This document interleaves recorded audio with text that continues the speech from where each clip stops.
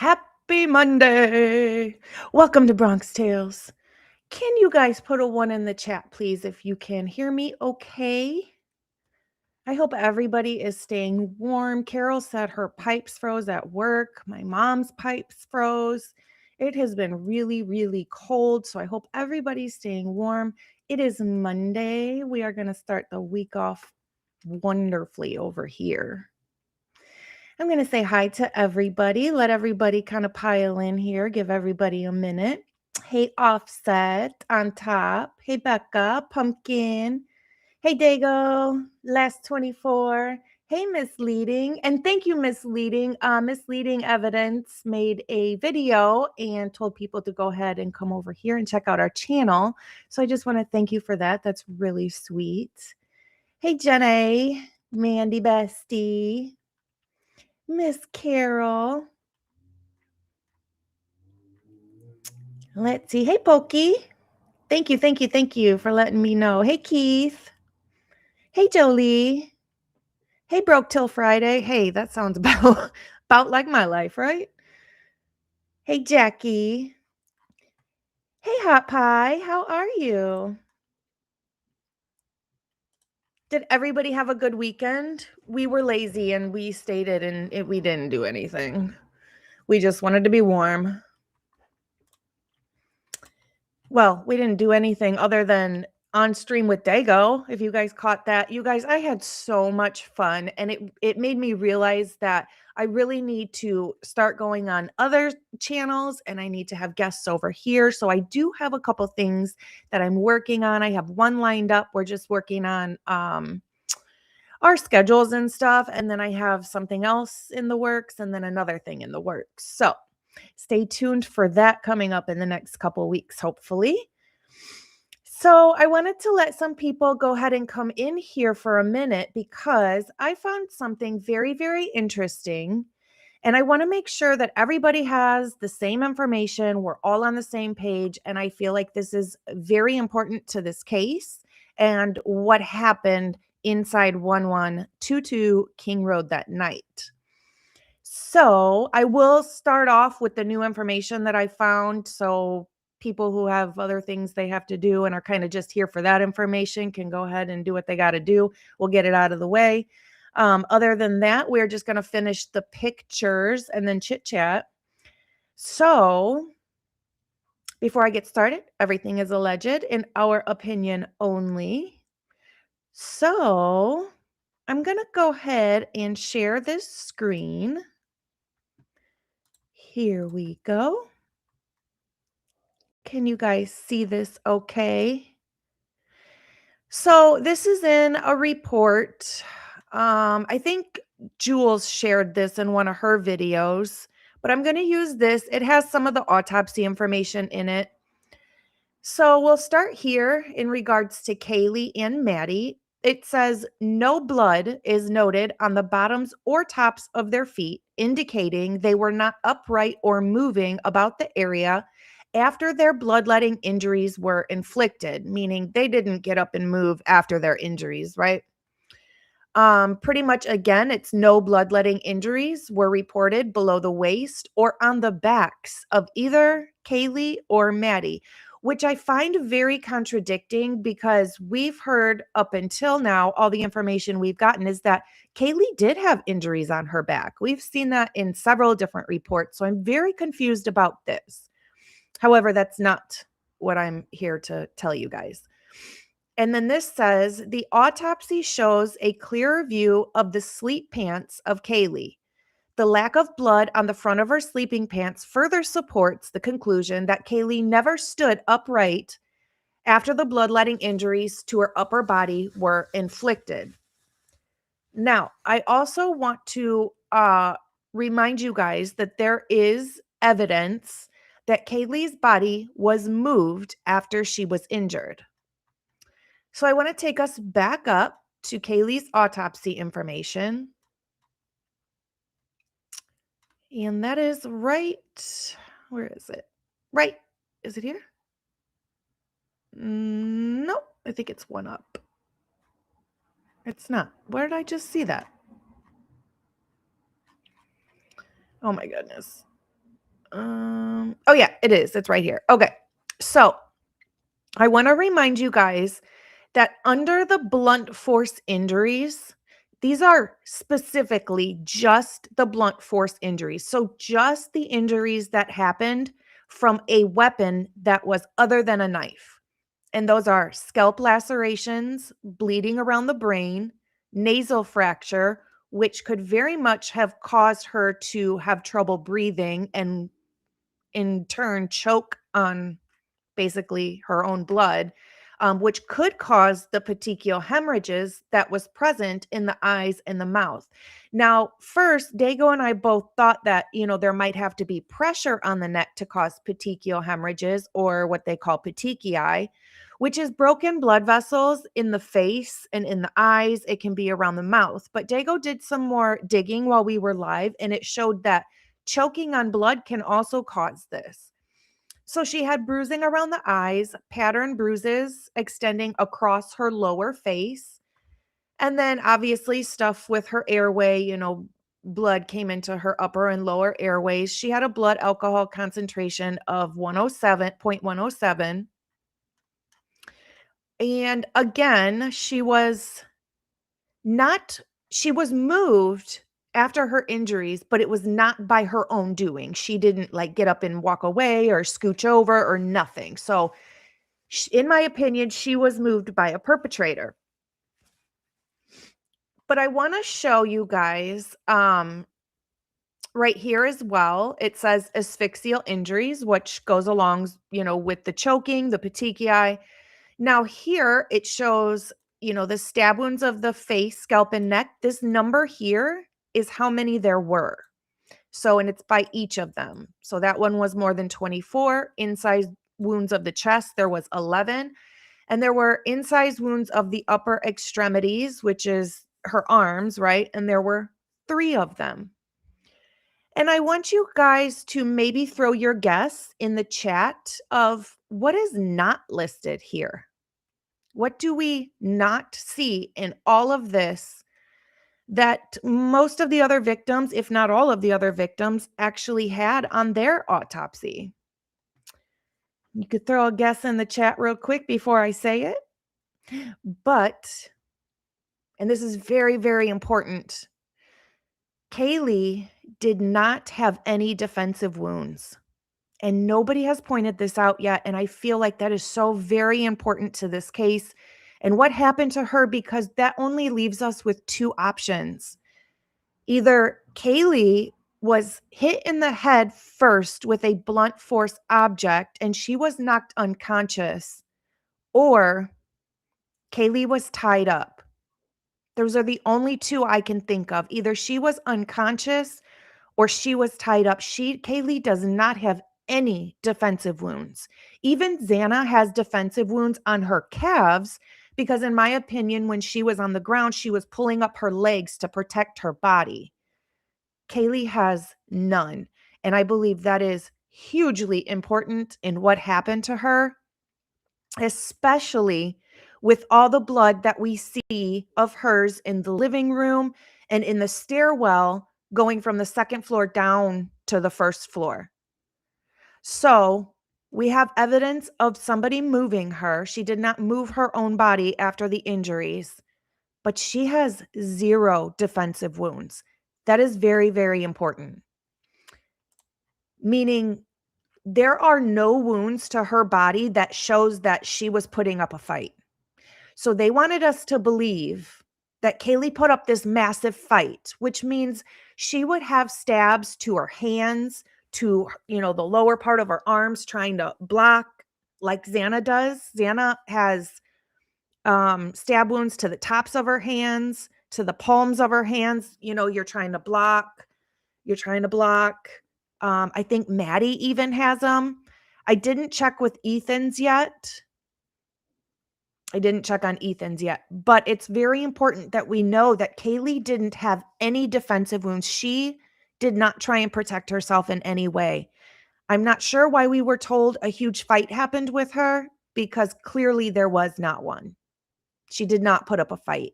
And in my opinion, that is because she was either completely knocked out from blunt force trauma already, or um, she was tied up.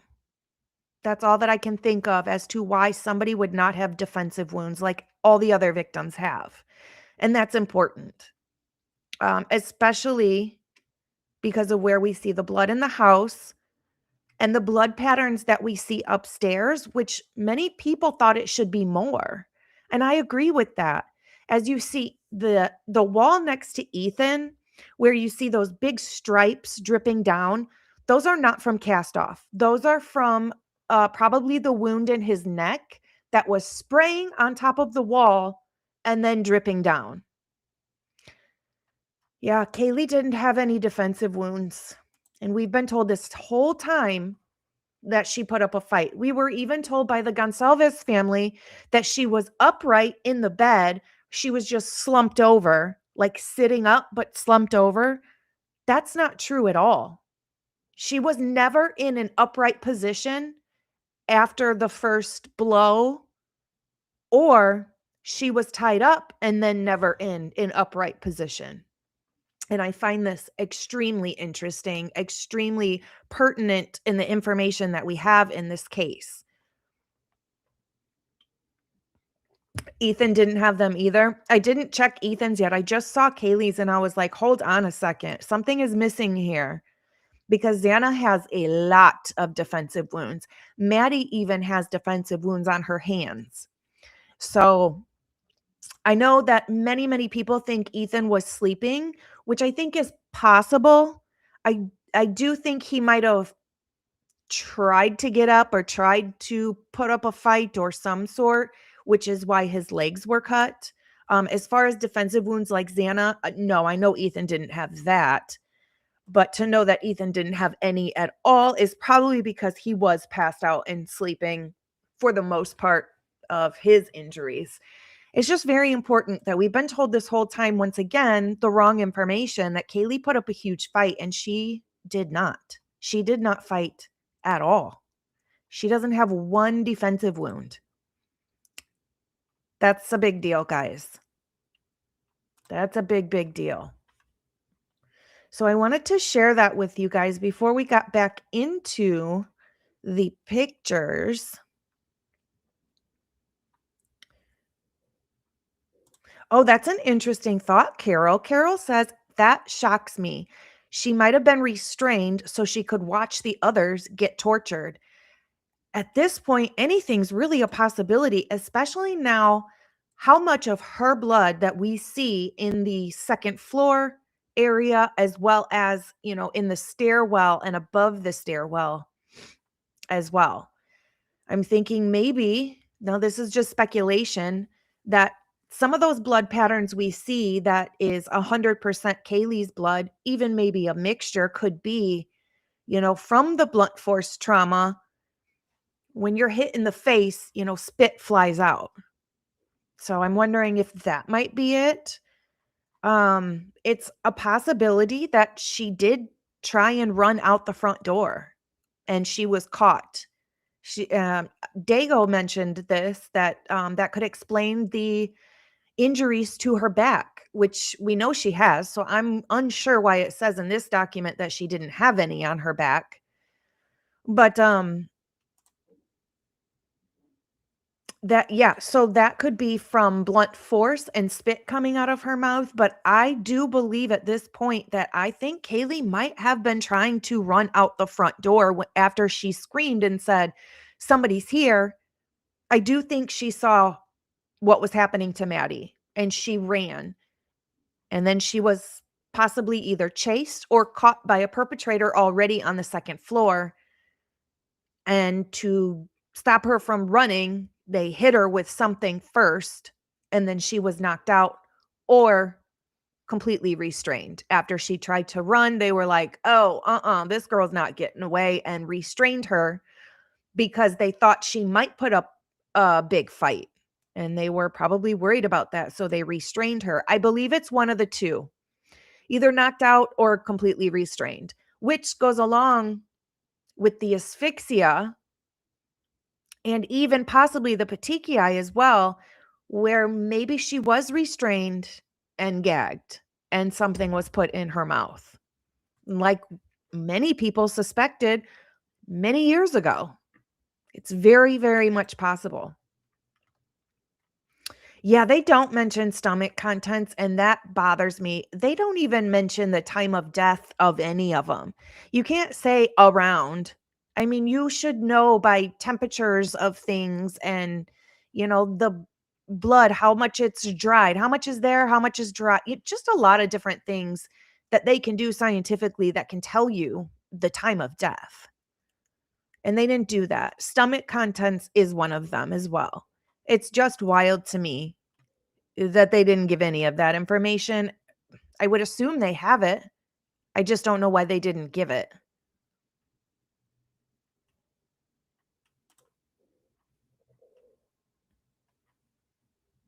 Oh, you think golf clubs? Interesting. There's been several people that have said golf clubs. Several people. And no, this is not speculation. This is in the document right here. I'm reading from it and I'm telling you what it doesn't say, that this victim, it doesn't say under this victim in the autopsy report, but it does say those injuries for all the other victims, except possibly Ethan. I thought that too, True Crime 609, that Ethan had amphetamine in his system, so he might not have been asleep. And it's very, very possible. When you take amphetamines and you're drinking, it makes you feel like you're way less drunk than you are. And to be fair, his blood alcohol content was less than Maddie's and was less than Xana's. So him sleeping does strike me as a little something that I really wasn't expecting. I figured he, of all people, would put up the fight. It's possible he maybe started to, and then now this is speculation. It's possible that maybe he started to, and that's when his legs were cut. So it made him immobile, so he could not defend himself or the other victims. At this point, I don't think we really know if Ethan was completely asleep, if he maybe even just sat up or tried to get up or was completely attacked. I don't think anybody knows at this point. But to not have defensive wounds for both of them, for both Kaylee and Ethan, it's important to know in this case. But I just feel like at this moment, it's a little bit more important for Kaylee because we've been told this whole time that she put up this huge fight. And that's just not what the autopsy is showing at all.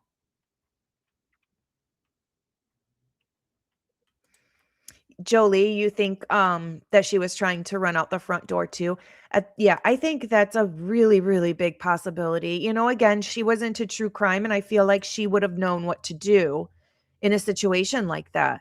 And I feel like that's exactly the reason we have 100% of Kaylee's blood on the pong table, and we have Kaylee and Maddie mixtures in the stairwell, as well as Kaylee's blood. Now, what's also interesting on the stairwell, on the ledge, just above the half wall, that, wooden ledge, I believe Pav showed it earlier or maybe yesterday. We have Ethan's blood on there with a minor of an unknown person, which means, they have all the DNA of all the victims as well as Brian Koberger. So to have a primary source as Ethan's blood, but mixed with it is a minor of unknown DNA. I'm wondering if that's a completely different perpetrator or it's one of the unknowns we already have in the scene. But I found that interesting as well. Hey, Elizabeth, good to see you. Good to see you. Carol, that's an interesting thought. What about forcing them to drink alcohol so the toxicology report would make it look like they were passed out drunk? It's just a thought, and it's a good thought. Somebody else, I think this weekend, if you guys missed it, I was over on Dago's channel, had a blast, but we talked about many different topics. And there were some comments saying, hey, what about, waterboarding, but with alcohol? And different ideas like that. And that's what I love so much about the chat is you guys throw out so many different ideas and they're so excellent. It makes people, turn their gears like, oh, I guess, yeah, that could happen. That's a possibility. No, at this point, there is a lot of speculation because they didn't do a good investigation and we don't have all the information that we need for complete fact, complete truth. And if we did, I don't know at this point that we could believe all of it. So, yeah, I do think it is very important to know that Kaylee did not have defensive wounds. And that could be because she was either restrained, tied up and gagged, or completely knocked out from the very beginning of her attack. I would love to get the autopsy photos, not because of any other reason, but that it tells a story. Just like all the blood evidence in the house, it tells a story.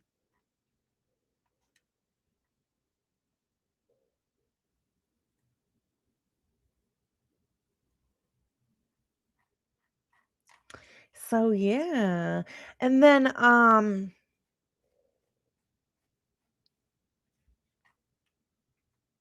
did Pav say that too? Oh, he was wrong about the Ethan mixture or that it was Ethan's blood? Because I do know they had some letters or numbers mixed around and they were incorrect and had to come back and say, "Hey, we were wrong about this. We were wrong about this number. We were wrong about this blood stain."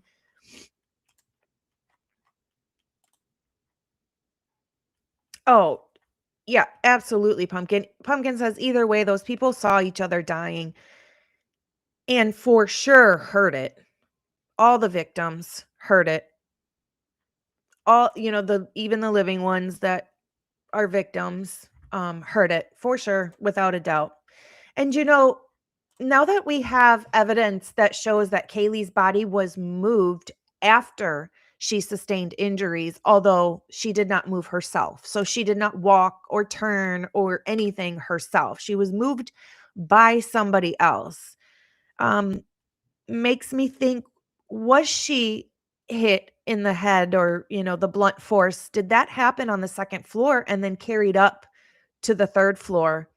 It would have to be done by more than one perpetrator, but is that a possibility? And if so, um, Dylan for sure would have heard that. She for sure would have heard Kaylee with the blunt force if that happened on the second floor, which I'm starting to believe that it did. She would hear all of that. So it's just more now than ever, especially with the newest information we have and the pictures that we have, that there's no way Dylan did not hear anything. No possible way. So yeah, that's it for that one. I'm going to go ahead and go back to the pictures.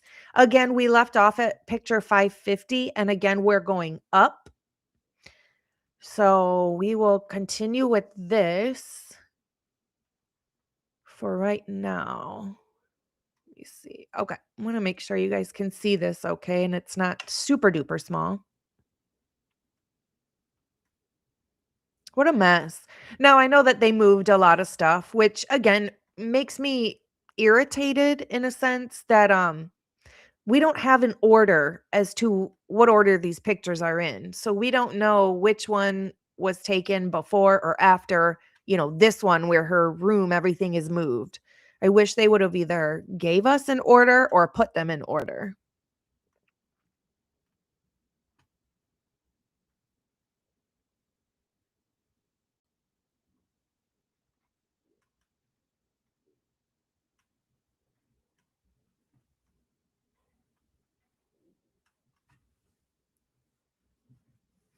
Yeah, I'm still wondering about Bethany.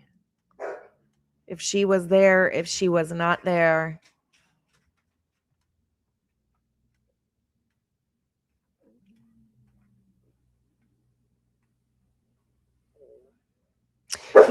Lana made a good point earlier. I think it was either earlier today or yesterday.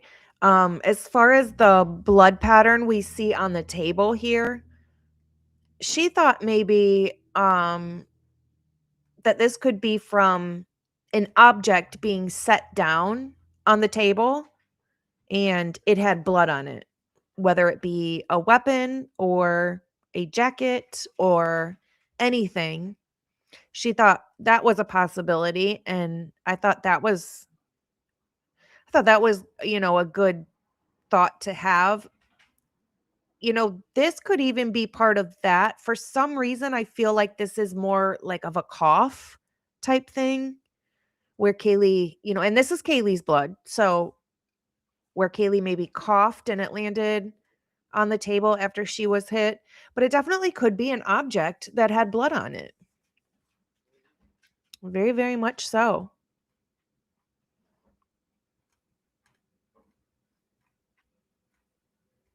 Hey, Offset.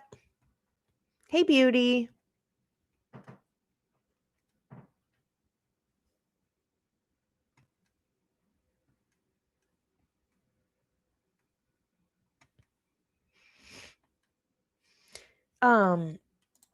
Dandelion says, I don't think they were forced to drink alcohol, the blood alcohol, because the levels would not continue to go up after death. So pointless. And they would have taken away the bottles. That's an interesting thought. I just think it's a really good thought. And I love how open minded everybody is as far as, every little detail in this case. I think we've all thrown out different things that could be an option. And that's important to do. And it's important to do in not just my chat, but in other creators' chat, because it gets other people's gears turning. I don't necessarily think they were forced to drink anything. I think that they were already hiding, and the perpetrators were already hiding in the house. And they were pretty much ambushed. I still don't know what the reason is or the motive is. What I do know is Eric Gower's 11/18/2022 interview is weird. I haven't gone over that one over here. I'm not sure we really have to go over it, but at some point I'd like to just point out a few things of his interview because that's weird. He's a stinking creep, in my opinion. I wonder if that's old.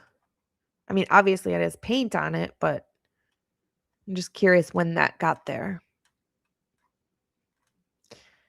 It's just in this case, you can never be too sure of anything, right?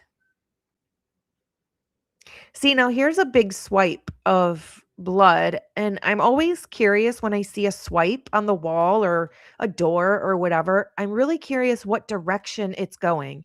Is it going in towards the bedroom or out of the bedroom? Oh, Thrive. I'm glad you resubbed. That's happened to me lately on YouTube. I will go to somebody's channel and I'll be like, I know that I subbed to this person, but it'll say that I was unsubbed. I'm not sure. Hey, Leslie and Billy, good to see you.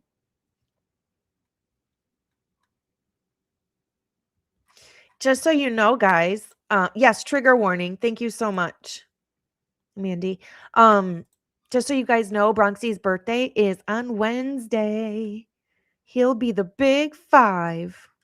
Him such a big boy.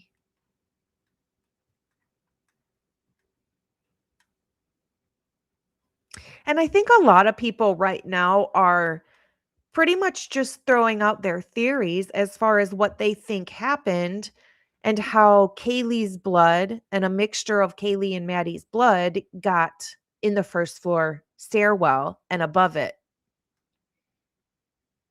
And I feel like the people who have thrown out their theories, they're good theories. They are good theories.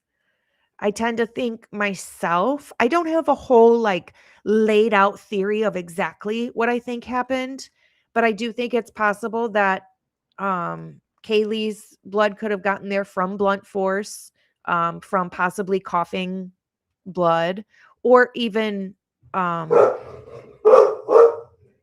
sorry, or even a perpetrator running after Kaylee, and as they're running, it's coming off the weapon or whatever.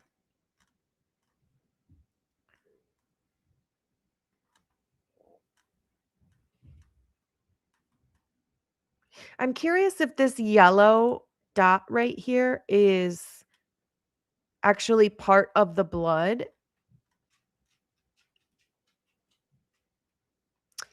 Yep, here's some more.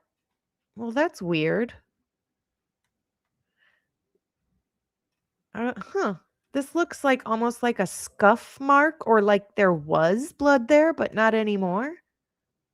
Interesting. Because when you're stabbed in the chest, in the lungs, in those areas, when you cough, you can also cough up a yellowy green type substance as well. It's not necessarily just blood and saliva. Interesting. It is. It's so sad. Yes. Aspirating coughs.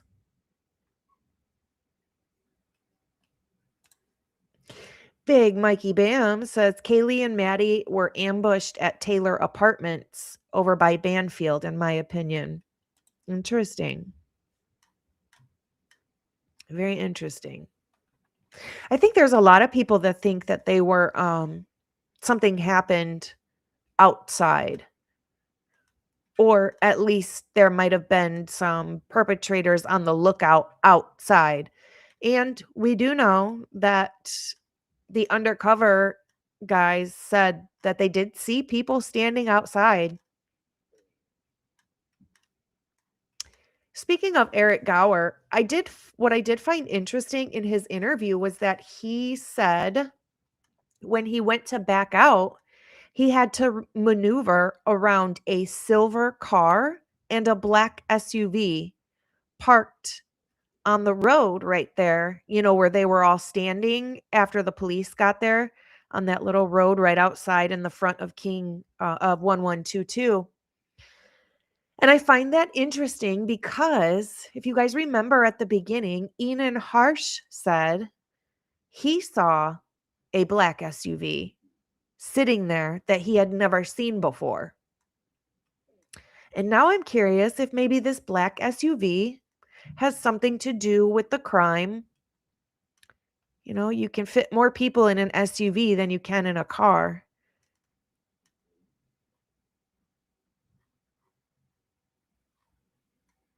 That's a big old swipe. Hmm.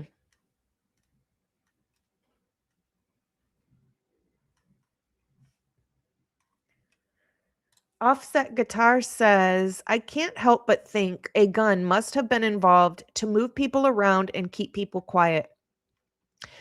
But still, they were stabbed. That's a lot of noise. Dylan and Bethany are sus. I agree with you. I absolutely think there was a gun. I'm not going to say necessarily used to shoot somebody, but I believe that that's how Kaylee sustained her injuries to her face, is the butt end of the gun. And that's how she got the striped marks on her face. I do believe that. And again, like you just said, that a gun is how they would subdue everybody or make everybody listen to them.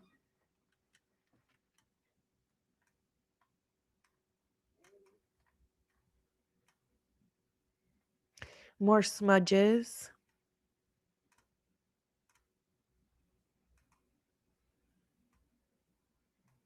Oh, there's a hair. I wonder, did they test this hair? I'd have to go to the document and look. Just too many numbers, guys. Too many numbers. Lana hates these numbers, just like how they look. I agree. I could not agree more. They're awful. She says, "Is it an S? Is it a 5? I don't know." I don't either. What is Oh, okay.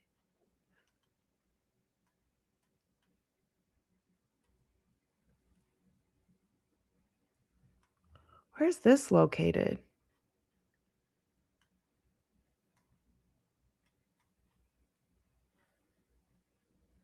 Oh, the bar cart. Is that Xana's then? That big old drip must be Xana's.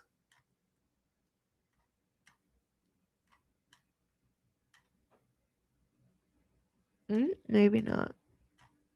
Maybe not.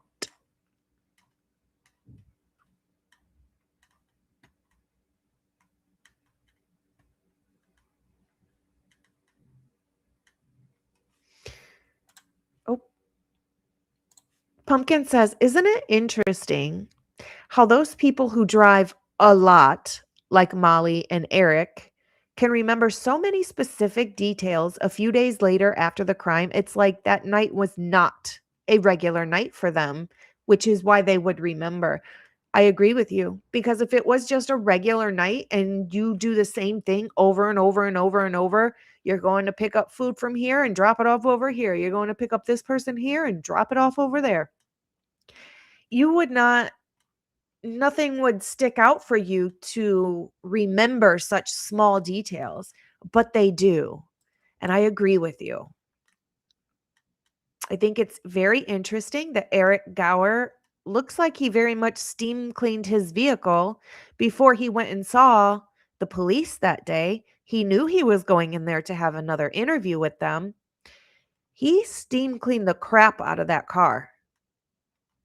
I find that very interesting because, like, for what? And he remembered so many details, but he also got some of them wrong. And did you guys know? I think he said in the interview that he came back in that area at like 3 something in the morning to give another person a ride. Or did he? Or was that just him making an excuse for why we would see his car on surveillance or ring camera again? Because he said after Kaylee and Maddie, he went home.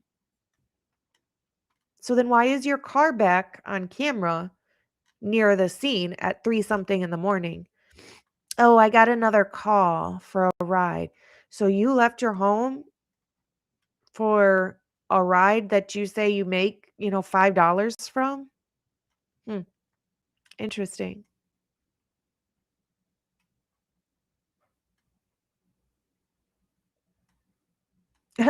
I thought about that flowering. The curly fries, Taco Bell doesn't have curly fries. I wonder, because on that plate in Xana's room, it does look like whatever they were dipping it in was fairly old, like maybe 2 days or 3 days or something. And then I noticed on the plate as well, there was a black container that looks like the same container you get for cheese at Taco Bell. But then I saw the fries and I was like, well, those look curly. And I don't think Taco Bell has curly fries, but I don't really eat fast food either. So I don't really know if they suddenly got curly fries or something. Now I'm hungry. Oh, I want to make sure and correct myself as well. Um, Last week when we were going over pictures, I was like, "Oh, that looks like a tooth. Oh my gosh, what is that? It looks like a tooth." I think I'm wrong. I don't think it is a tooth, and it very well could just be a little piece of food or something, but I wanted to make sure and say that it also could be bone fragment as well. We know that there were wounds to Xana's hand that cut all the way into her bone, and that's a defensive wound. I just wanted to see what was. I do think it's strange that we have a drop of blood in the kitchen by the sink and that we've got, blood in the sink. I can't help but think of the blood drops down the half wall and, a lot through that kind of area right there in the hallway, how much of it looks diluted. And then I look at the sink and there is blood droplets by the sink as well. So did somebody wash the knife and then run or walk or whatever and it flicked off the knife as they're walking? I don't know. So we've got smudges on the railing up to third floor or down from third floor, either one.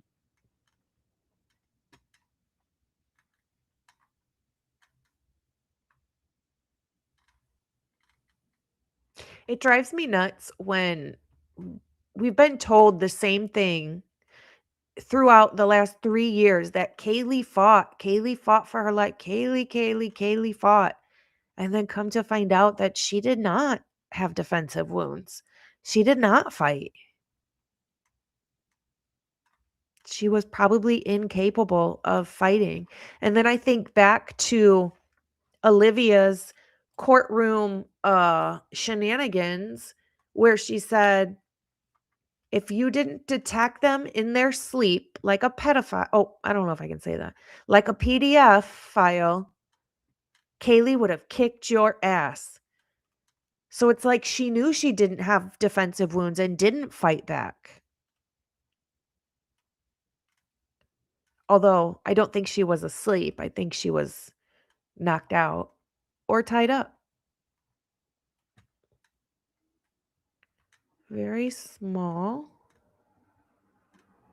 Drops and drips, drops and drips. Some of these can also look less bright red than some of the other ones because it's been a day or two and the blood has dried, so they look lighter than the other ones. I think that's what's happened in some of these cases or in some of these droplets.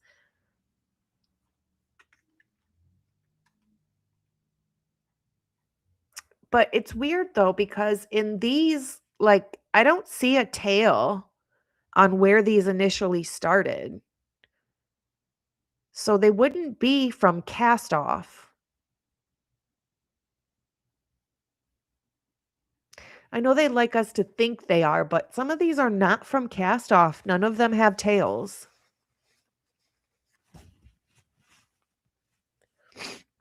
Sorry, guys. Which I find interesting. Huh.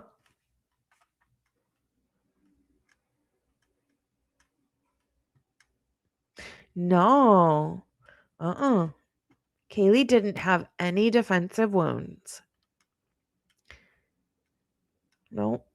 All of hers were to the face, the chest, the head, the neck. I think she had some in the back. I mean, I know we were told that over and over and over, but now there's a document that says she didn't have any wounds to the back, but I'm pretty sure she did. So yeah, she didn't have any defensive wounds on her hands or her forearms, nothing on her feet or legs to show that maybe she was kicking or anything. Even Xana has defensive wounds on her legs, her calves, which I believe was either from kicking or pulling her legs up while she was on the floor to protect, her core, her vital organs.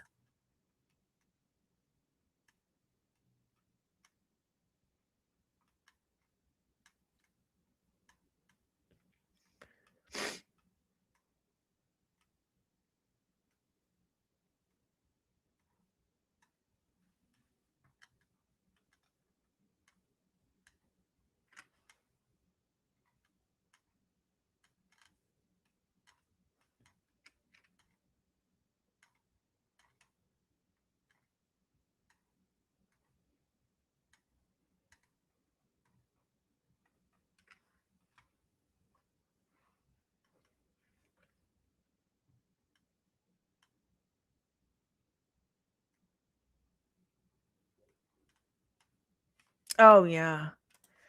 Pumpkin says, I saw on another channel that the G's posted a meme of Brian Koberger and making fun of him. Something like, did you get your bananas? It's so trashy. Sorry, off topic. That actually reminds me. Do you guys remember just a couple months ago on their anniversary when the Mad Greek, the restaurant that Xana and Maddie worked at, made a post? And even in their post, it said something along the lines of like, uh, although this case, this arrest still doesn't sit right with me. Something along the lines of, it's possible that Brian Koberger didn't do this. They didn't say it like that, but you know what I mean? I can't remember exactly what the post said, but it was something along the lines of, we still feel like we don't have answers type of thing, which brings me into the next point that we've all heard as of today is Howard Blum, the author of one of the Idaho 4 books, came out and said that he's backtracking on what he thinks happened. I think he still thinks that Brian Koberger was there, but that he definitely did not act alone, which is huge. It's huge that somebody who interviewed all these people, who went to the crime scene, who went to the police station, who's looked through all the law enforcement documents from the very beginning of this case, now he thinks that he had it wrong the whole time. He wrote an entire book about it, of how Brian Koberger is guilty and he's the lone perpetrator. And now he doesn't think that at all anymore. With all this information, or I guess mostly these pictures coming out, it's really starting to make people see like, I don't think one person could do this in 1 to 3 minutes, or whatever it's. I think one of them said like 7 minutes, and then one of them said it could happen in 90 seconds to 3 minutes. No freaking way. It not.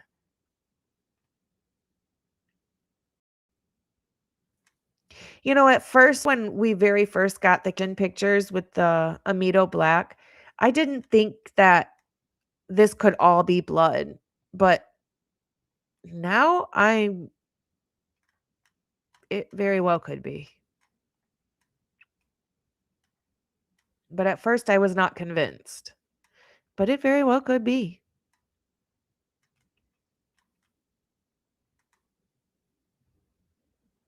I mean, for heaven's sake, we were told everybody was in their beds and sleeping. And like I said when I was on Dago's channel, I said, they had to have that narrative because Brian Koberger could never come in and pull this off if everybody was up and awake and aware, eating their food, playing with their dog, on their phones, sitting up in Maddie's room chit-chatting. He could never pull this off alone. Especially when you look at him and he looks uncoordinated. He could never pull it off. So they had to have a narrative of all of them being in their beds and asleep. So Brian Koberger could be the one to pull this off, which we know they were not in their beds and asleep.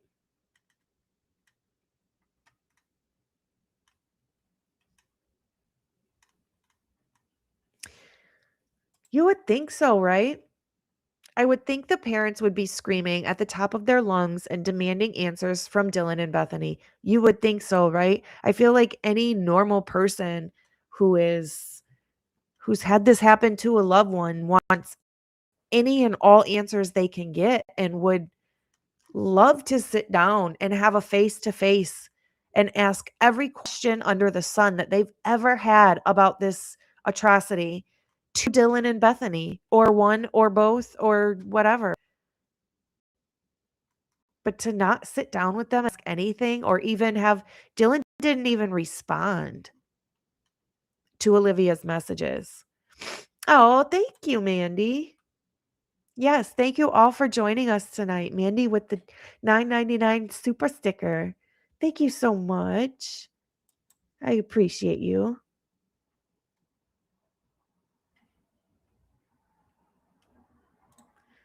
Did I call it Amito Blue?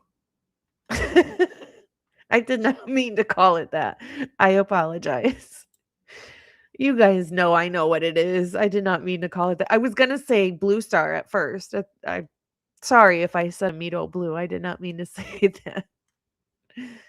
Ah, that's funny. Now, these are from the officer's shoes. So, I know at one point, not that long ago, there was talk that the footprint in front of Dylan's door could be made from law enforcement and the pattern they have under their shoes on the bottom, the soles of their shoes, but it's not, and it's not the same. The I'm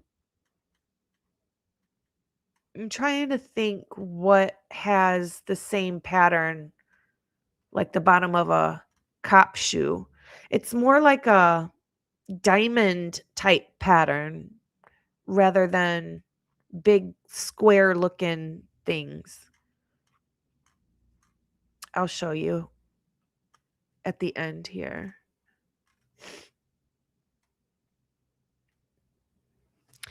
I wonder if I keep doing that. I keep zooming in on the wrong page.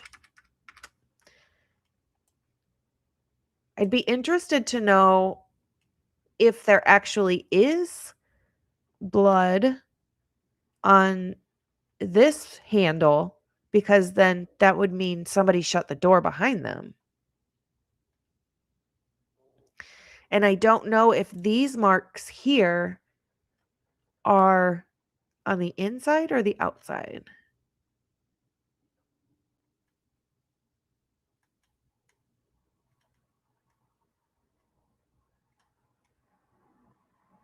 Interesting. Now I know there's some on the inside. Huh. I would love to have a detailed report on all the Amido Black stuff. You know, what they tested, what was presumptive, positive for blood, what ended up actually being blood out of all of this stuff.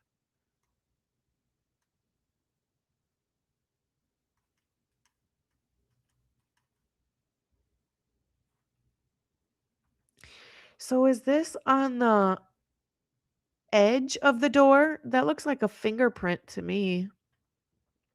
That is blood.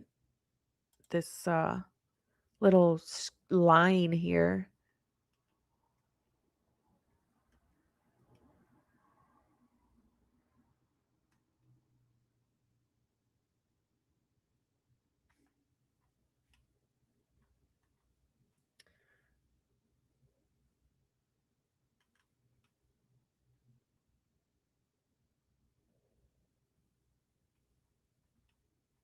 Oh, no, you're right, Big Mike.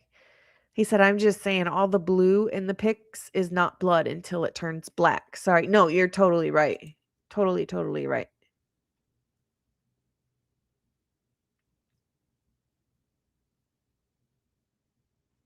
Cozy says, if we can hear screams from outside the house, Dylan could hear screams from inside. Absolutely.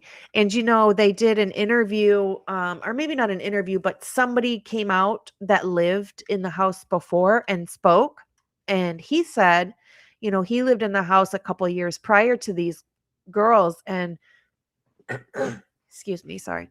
And he said, you can hear everything, every tiptoe, every step, every creak. Every time you step, it makes a creak. There's no way that somebody could speak in the home and you wouldn't hear it.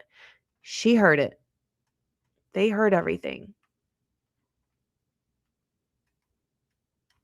You know, I used to say before, you know, it's possible if Bethany was sleeping, her being all the way downstairs, maybe she didn't hear anything. But now that I see what actually plays, like, you know, the fight that Xana had, and now Kaylee's being on the pong table, and obviously something happened with her in the living room or even in the stairwell area, the running, no, she heard it too.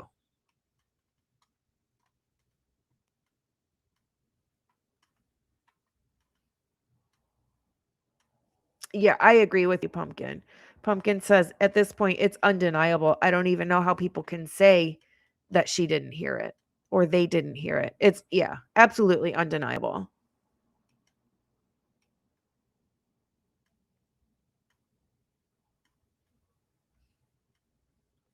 Hey, Scala.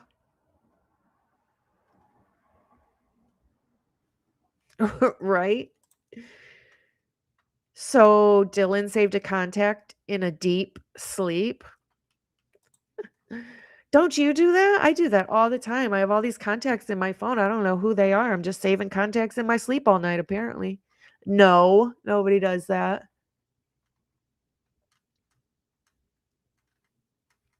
I do still think that Molly has some sort of involvement because Eric Gower contradicted Molly's statement. Molly stated there was a light shining on the numbers of 1122 and she couldn't see the house. And Eric said there was no light on.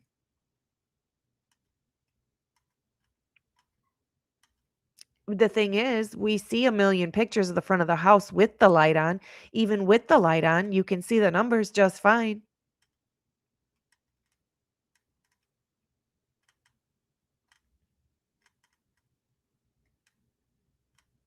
I want to go back and watch Molly's video of her walking because I was thinking of something and her walking over there might be timed out with something else I was thinking about.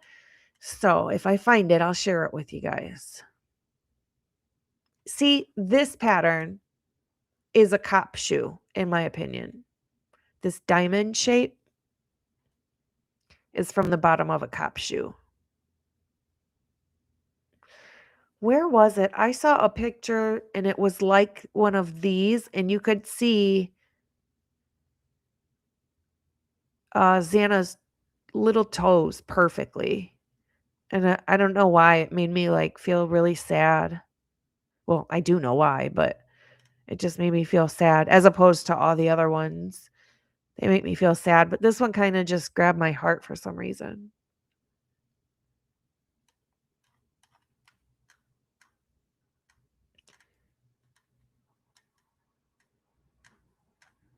These are just some of the stuff they collected. A hair from the dryer. Oh, thank you, On Top. Thank you so much. I appreciate you. You're the best. You're always so generous.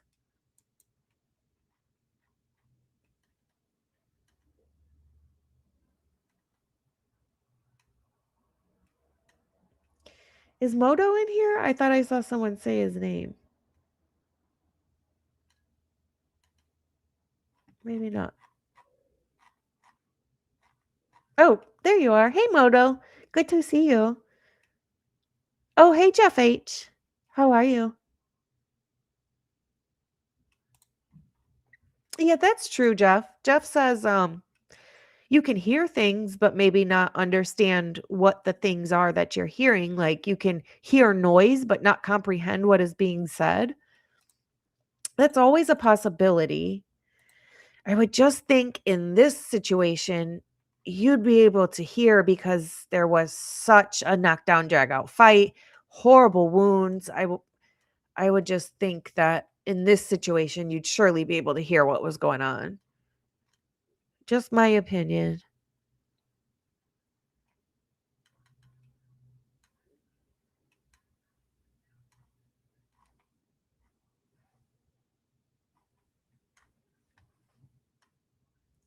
So, like, this is the east wall.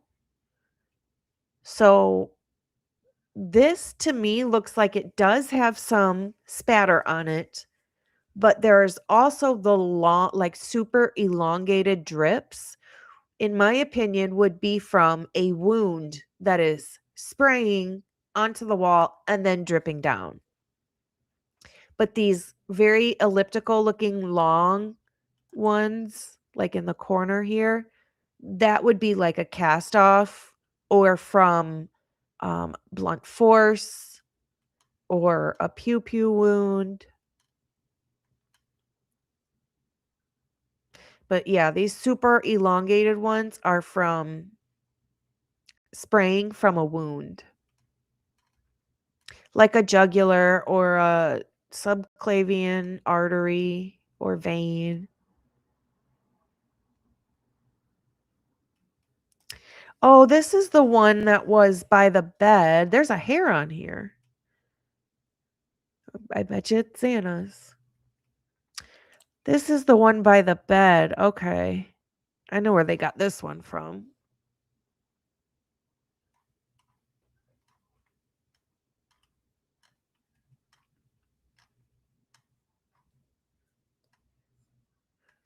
Do any of you wish you could see some of this in person? You know, things just look different in person.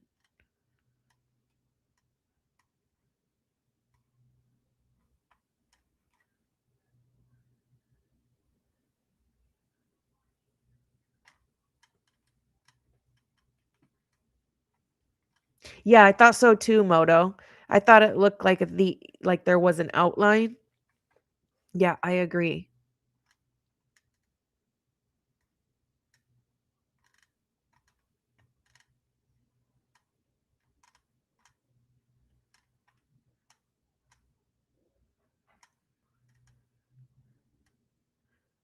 I believe this is the one that Pav said was Ethan's with a minor of unknown, but I thought somebody came back and said that he corrected himself on it. So I'll have to go back and look.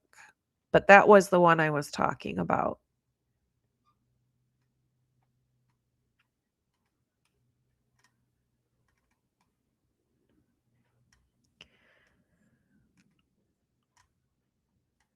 And from my understanding, they did not test this one.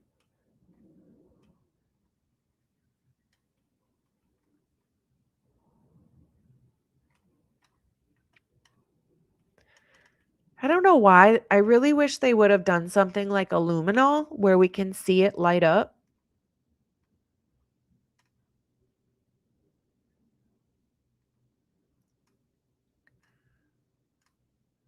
I feel like that's more dramatic when you look at it too.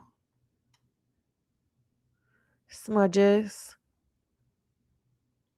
I'm curious if these are from, a finger with a glove on it.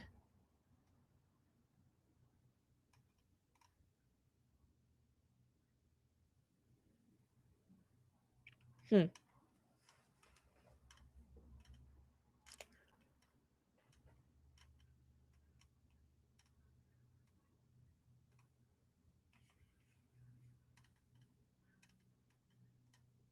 Pretty much. Pretty much. Pretty much at 4 a.m. Um,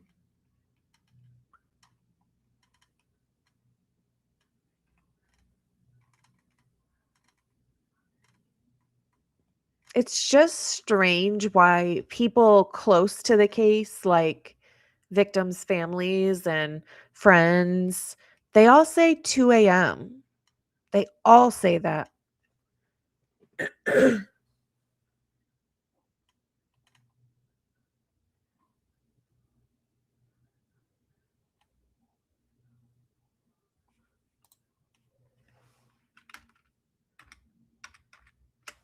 From this angle, some of this looks like you can see drips that were cleaned up or wiped down.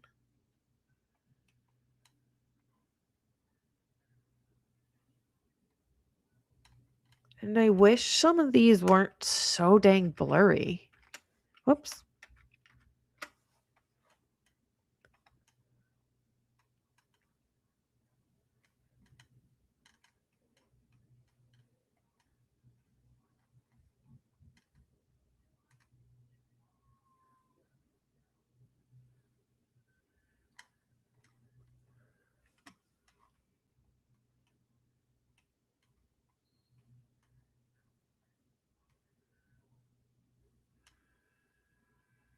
I don't think they tested these.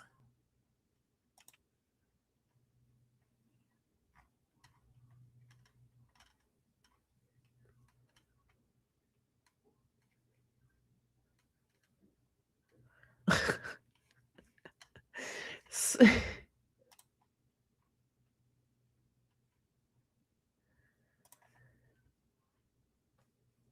Bernice says, these cops are some of the worst I've seen in my 45 years of life. Bad investigators, bad detectives, bad interrogators, just bad all around. Bad, bad, bad, bad, bad, bad. I have some other stuff that we could go over and talk about. However, I am in the process of making another pre-recorded video and I want to get it posted tomorrow. So I want to save some of that for that video. But there's a few things I got to put in there as well cuz some of these things are pretty important. I just like that everybody's on the same page. But yeah, if you guys didn't catch on Saturday, this past Saturday, Dago and I was a guest on his channel, True Crime Cafe with Dago. If you didn't catch it, go check it out. It was really good. I had so much fun. So now I can't wait to have guests over here. And again, like I said before, I have some stuff in the works. So stay tuned.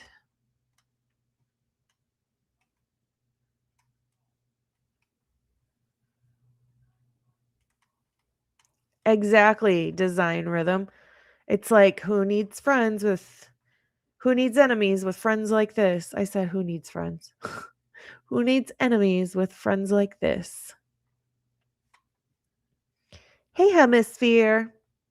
Welcome, welcome. How are you? This is so strange to me. I get it, you guys. I get it. It's a piece of paper folded in half with Maddie Mogan's name on it. But what are the odds there's a piece of paper outside of this house and it says DIE Mogan, that it's folded that way, and it's outside of a house where she did pass away. Wild, right? Oh, Moto gifted 10 memberships. That's so amazing. Thank you so much, Moto. You're the best. Mandy, Sculla, Design Rhythm. Hey, Jeff. Now you can argue as a member. Look at that.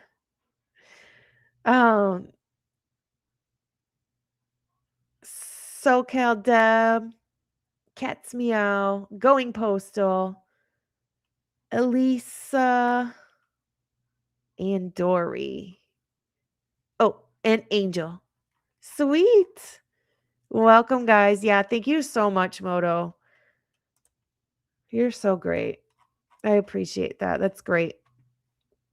But yeah, what are the odds of this? I just find this like very, very strange. It's just odd. Like, how does that happen? I mean, they must have thought it was strange too if they put a marker next to it. There is something in the backyard and it's near the house. It's off the edge of the patio. Oh, we might see it. Hold on. Yeah. Here. I just don't know what it is and I don't know if you guys know what it is. Do you know what this thing is? Can you see my mouse? At first I thought it was a flashlight. Then I thought it was like a bottle. But I have no idea. Thank you, Moto. Moto says it's not folded. If it was folded, don't you think they would have unfolded it before taking a photo? I'm not sure. I figured they would take a photo. You know what? That's a good point, though. So I figured they would take a photo the way it is, but then also unfold it. And I did hear a bunch of other people saying it was folded, but maybe it's not. If they didn't unfold it to take a picture, maybe it's not folded. That's super strange.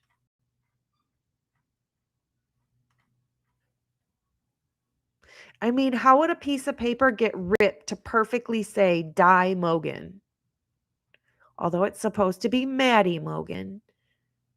It's just weird. Super strange. That's a good point, Moto. Thank you. And thank you for the super chat. Do you guys know what this thing is in the backyard here? By the house that I just pointed out? I think there's a closer one. Also, now that I'm looking at it, the blood that's dripping out, that's more than likely Ethan's, right? I'm pretty sure we can come to that conclusion. How come the bio people didn't clean this up, or the crime scene people, or the disaster whatever people? Don't you think you'd have to clean that up? They never cleaned that up after the crime at all, ever. But what is this thing sitting here under this water spout? Anybody know?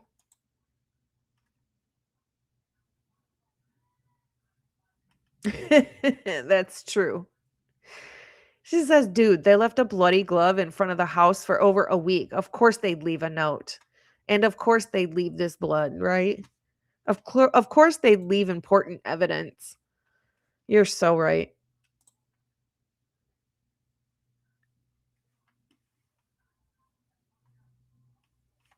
Yeah, I figured it said Maddie Mogan, and we're just seeing the end part of her first name, but it's just weird. It's weird that ultimately that then says Die Mogan, and that's exactly what happened inside that house that it's in front of. It's strange. It's just the little things that are like, is that purposeful or is that not purposeful?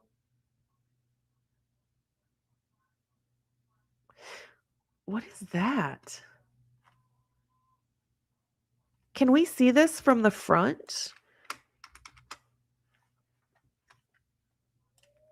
When we look at the front of the house? What is this? Just curious. I mean, it looks like some sort of,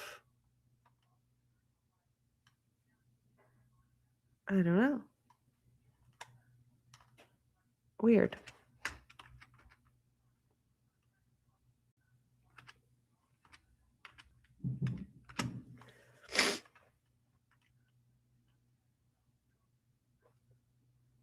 Oh, yes, Carol. Carol says Dylan allegedly yells Kaylee's name and then locks her door. Real helpful. Make that make sense. Honestly, I don't believe she even did that. The whole I opened my door 3 times and then I don't think you did. I don't think she did. I'm not sure what this is.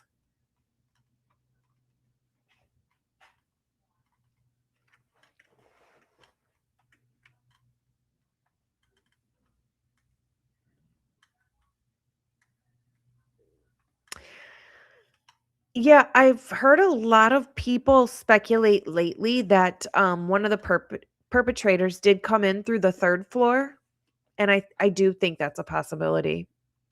I used to think, "Oh, I'm not sure," because I feel like that would be difficult, but nobody was home. Nobody was home. So, they could have just come in the front door or the back door and just hid, or they could have come up through the balcony because maybe they didn't know people were not home. It's very possible.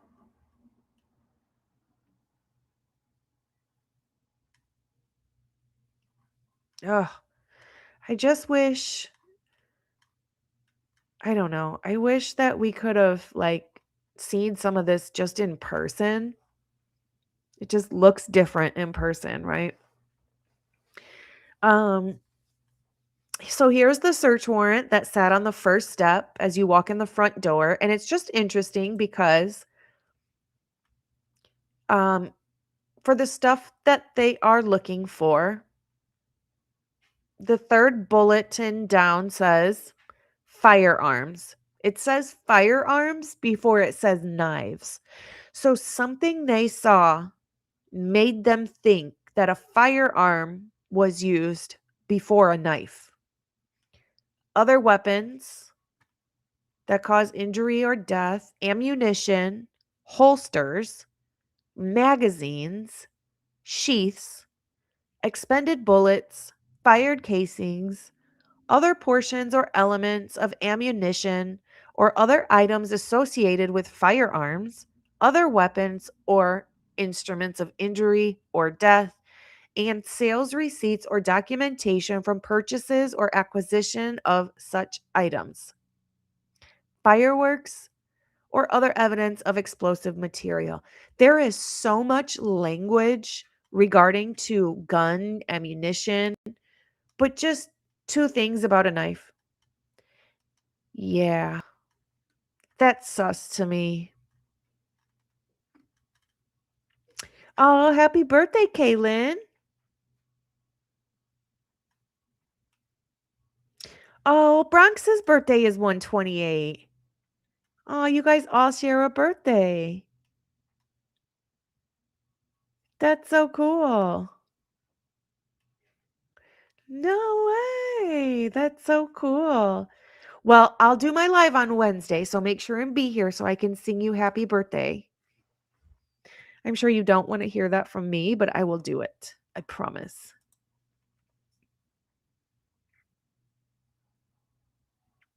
That's what I thought. That's what I thought. With the nanograms Ethan had in his system of the amphetamine, there's no way he was sleeping. That is actually what I thought. But, hi DKM. Hi Turquoise. Hey Short Bus. I love that name. Just one. Short Bus. Just one. Sorting the cows. Oh, how cool. You have a farm. That's so cool. I got you, girl. Don't worry. We'll do birthday Wednesday. If anybody else watching has a birthday on Wednesday, let us know because we'll make it a birthday party over here. Then I can make my thumbnail with your guys' names on it and stuff. So, this is a paper found in Eric Gower's car.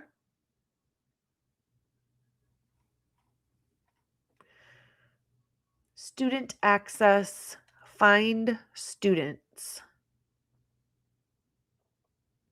Select students. I'm going to go back and type this in and see what comes up.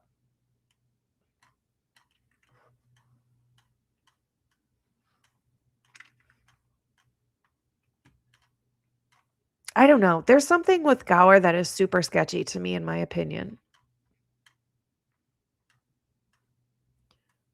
Like, he knew that he was going to be driving to the police station for another interview, and he steam cleans his car? Brian Koberger didn't even do that. And he was the one being accused of it. And the fact that he goes and picks up college girls, right? And then he buys drinks like Smirnoff to give them on the way there. See, the Smirnoff. What I find interesting is Eric Gower's response time to pick up Kaylee or when Kaylee texts is like faster than the police showed up. It's weird. It's like he drops everything when they text him. Yeah, me too. Thumper says, EG gives me the creeps. Me too. Oh, welcome to the memberships over here. I appreciate you. Thank you. Hey, the snooper. Welcome. This case is so messed up. Whoops. You are so right. Whoops. Get off. Get off. Get off. There we go. He does. That's the best word for it. Panda says, Panda hug to you. That's cute. He gives off predator vibes. I could not agree more. I could not agree more. Interesting thought, Thumper. Thumper says, did they test the alcohol they found in his car? Huh. Interesting. I'm sure they did not. I mean, they didn't even test the gravity drops of blood in the house. Incompetent. You know, of how many agencies were at this house and at this crime scene, you would think that this would have been a thorough, thorough investigation. This should have been one of the best investigations ever. What are they bleeping out here? That's weird. But it wasn't. It was the worst. So what were all those agencies doing? It's so sus to me now. It's almost like they were planting something or moving stuff or doing something. Huh. He did, Moto. Yeah. Moto says, did EG get divorced from his wife? Did Eric Gower get divorced from his wife? Yes, they got a divorce. I mean, I would too if I heard my husband saying, well, I wanted to go, pick up these college girls all night because I want to get out of the house. I want to get away from my wife and kid. They're on vacation. So now I get the weekend to myself to go pick up college girls. You are creepy. Ew. Ew. What a creep.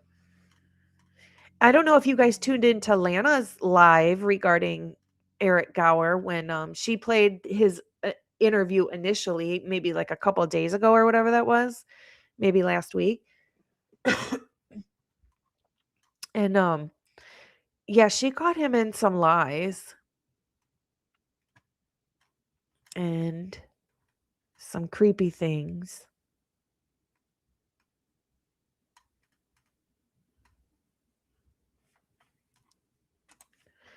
Bernice says, Erica's a 31-year-old with a kid, married, driving around for free, hitting up college girls. Nope, you're a cop, period. Which is crazy because he told passengers he was a cop. Yeah, why are you giving rides for free in the middle of the night, all night long?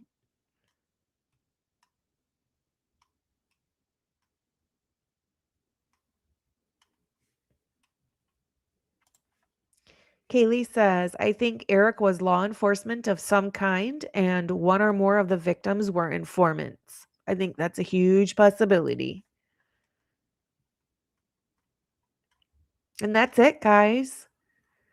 So we're almost at about an hour and a half. I guess I can stop here. So those are all the pictures. Again, working on some things for the channel to have some guests over here and maybe join some other. Whoops. Whoops. Whoops. Why is it doing that? I don't know. Oh, there we go. Okay, now I know how to do that. That's interesting. Okay, anyway. So, interesting things coming up for this channel. Bronxy's birthday's on Wednesday, so we'll have a birthday party over here Wednesday. I'll have some actual case stuff though, but we'll just tell him happy birthday. And look for a pre-recorded video that should be coming out about tomorrow afternoon with some more information. Just want to thank my mods. I appreciate you guys so, so much. Thank you to everybody who's new and coming in. I appreciate all of you guys for giving us a chance. Let's see. Thank you for all the super chats and the gifted memberships. I appreciate those. And I think that's about it for today. Thank you everybody for tuning in. Do something nice for yourself. Be kind, but more importantly, be kind to your animals. Everybody have a wonderful Monday evening, and I will see you guys live on Wednesday.